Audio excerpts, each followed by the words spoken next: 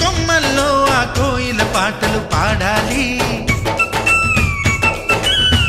చుట్టాలు పక్కాలొచ్చి కమ్మని విందులు చెయ్యాలి. చూసేటి ఊరు వాడ మనసారా దీవించాలి.